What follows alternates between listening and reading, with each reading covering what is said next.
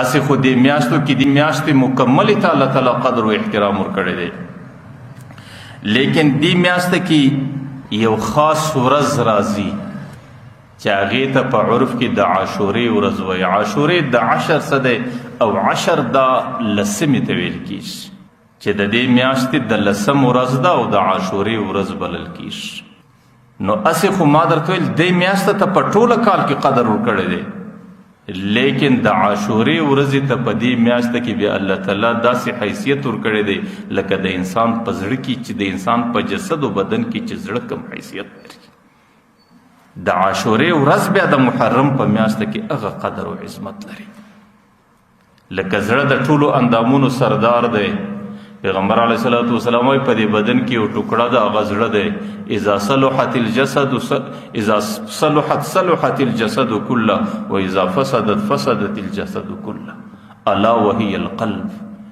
دې بدن کې الله تعالی یو داسې اندام پیدا کړی دی که چیرې هغه اندام کې اصلاح راله الله تعالی ټول بدن کې اصلاح راولي، او که په دې بدن په دې ټوټه کې په دې اندام کې فساد رالی الله تعالی په ټول بدن کې فساد راولي.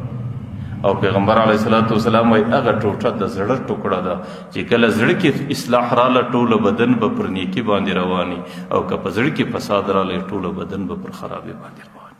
نو د عاشورې ورځ د محرم د پاره د محرم د میاشتې د پاره دا بالکل د زړه حیثیت لري.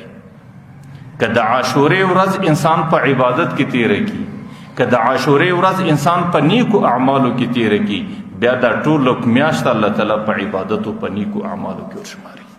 لیکن خدا نه خواسته که د عاشورې په ورځ باندې د انسان څه خرابي راله او د انسان په اعمالو کې فساد رالی او انسان په ناروا او په نافرمانی کې مبتلا سلو، بیا غو ټول میاشت داسې ده لکه پر سړي چې په غلطو او خرابو اعمالو کې تیره سي.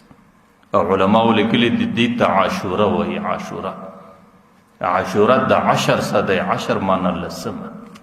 او ډیرو علماو دا لیکلي دي چې دې ته عاشوره ولې وایي ځکه الله تعالی په دې ورځ باندې خاص 10 انبیاو ته 10 فضیلتونه ورنصیب کړي دي، او 10 ته 10 او عاشوره وایي. نو ځکه دې ورځ کې دې ته د هغې 10 فضیلتو په خاطر باندې عاشوره وایي. حضرت آدم علیه السلام د ټول انسانیت پلار دی. حضرت آدم علیه السلام اولنی د انسانیت او د انبیاو څخه اولنی نبی دی. الله تعالی جنت کی زندگی ورکړې ده، لیکن د یو خاص درخت د خوراک څخه الله تعالی منع کړی دی. او شیطان حضرت آدم علیه السلام ته وسوسه په دماغ کې وراچي او شیطان د زنانې په ذریعه باندې حضرت آدم علیه السلام د هغې درخت په خوراک کې مبتلا کوي. نو الله تعالی حضرت آدم علیه السلام دا د جنتونو سره باس، او حضرت آدم علیه السلام 300 کاله ګرځي سرګردانه. حضرت آدم علیه السلام پر بیت الله باندې 10 ځله فیدل حج کوي. حضرت آدم علیه السلام دومره وشکې تویوي چې د مځکې پر مخ د انسانیت څومره وشکې توی سوي دي. علماو لیکلي دي چې 9 حصې د آدم علیه السلام دي، 1 حصه د ټول انسانیت وشکې دي. لیکن الله تعالی د حضرت آدم علیه السلام توبه قبلوي. نو علماو لیکلي دي چې د آدم علیه السلام توبه الله تعالی د عاشورې په ورځ باندې. نو اولنی نبی چې الله تعالی د هغې سره لوړه درجه ورکړه هغه د توبې قبولیتو، هغې هم د عاشورې ورځ وله. حضرت آدم علیه السلام په اولاده کې دویم نبی چې راغلی دی حضرت ادریس علیه السلام راغلی دی. حضرت ادریس علیه السلام الله تعالی ژوندی په اسمانو کې ساتلی دی.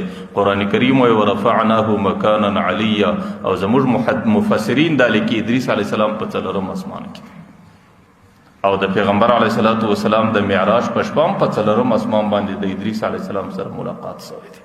حضرت ادریس علیه السلام د یو فرشتې سره دوستی راله، د یو ملایکې سره. نو هغې ته وایي چې زما زندگی به څومره پر دې مځکه پاتې. هغه ورته د زندګۍ او د ژوند او د مرګ تصرف زما په لاس کې نه دی، زما دوست حضرت اسرائیل علیه السلام دی، دا د هغې په لاس کې دی. ورته درځه زه دې لږ ورپورته کړم حضرت اسرائیل علیه السلام څخه به ستا د زندګۍ معلومات. حضرت ادریس علیه السلام چې هغه فرشتې واخیستی 4م اسمان ته چې رساوی، د هغې خوا حضرت عزراییل علیه السلام په مخه ورغلی. حضرت عزراییل علیه السلام څخه پوښتنه کوي چې د حضرت ادریس علیه السلام به د زندګۍ څومره وخت پاته وي. هغه ورته زه د ادریس علیه السلام د روح اخیستلو دپاره را روان سوی. نو هغه ملایک ورته وایي چې ادریس علیه السلام خود دغه دی. او حضرت اسرائیل علیه السلام په هغې اسمان کې د ادریس علیه السلام روح اخی او د هغې څه وروسته الله تعالی ادریس علیه السلام ته برته ژوند ورکوي. نو څوک یې په جنت کې د ادریس علیه السلام زندگی تیریږي، څوک یې په څلورم اسمان کې چې په کومه ورځ باندې حضرت اسرائیل علیه السلام د ادریس علیه السلام روح واخیستی او ادریس علیه السلام ته الله برته زندگی په څلورم اسمان کې ورکړه. دام د عاشورې ورځ، دام د محرم لسمه ورځ او دا د دې میاشتې فضیلت. حضرت نوح علیه السلام د قوم په مقابله کې راغلی او قوم چې هغې باندې ایمان نه راوړی، نو حضرت نوح علیه السلام د خولې څه ښه راووته، ربي لا تذر علی الارض من الکافرین دیارا، یا الله یو کافر د مځکې پر مخ مه پرېږده. الله تعالی ورته واصنع الفلک باعیننا، ته یو کښتۍ جوړه که زموږ په نګراني کې موږ یې درښیو. حضرت نوح علیه السلام کښتۍ باندې کار روان کړي او ډېر کافران چې به کله پر دې باندې تېرېدو چې نوح دلته پر دې مځکه موږ د تندې مرو یو غړپ اوبه پیدا کولی نه سو او ته پر دې مځکه باندې کښتۍ جوړی او دلته به دریابونه راځي او موږ به په کښتۍ کې سپاري، نو هغې به په ده باندې ډېر فسخانونه ول او ډېره استهزا به یې کوله.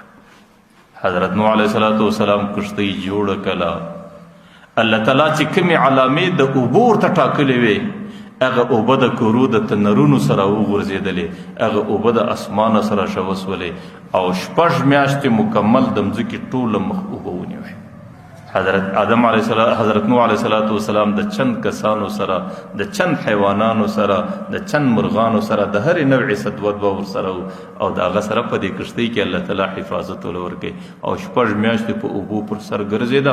د دغه کښتۍ څه ماسیوا که حیوانانو که انسانانو که مرغانو که ژوندی مخلوق دا د مځکې پر مخ هېڅوک پاته نسو. او واستوت علی الجودي، 6 میاشتې بعد د حضرت نوح علیه السلام کښتۍ پر جودي غره باندې ودرېدله او چې په کومه ورځ باندې د حضرت نوح علیه السلام کښتۍ پر جودي غره باندې درېدله دا ورځ هم غالبا د عاشورې ورځ وه. حضرت نوح علیه السلام ته الله خلاصون هم په دې ورځ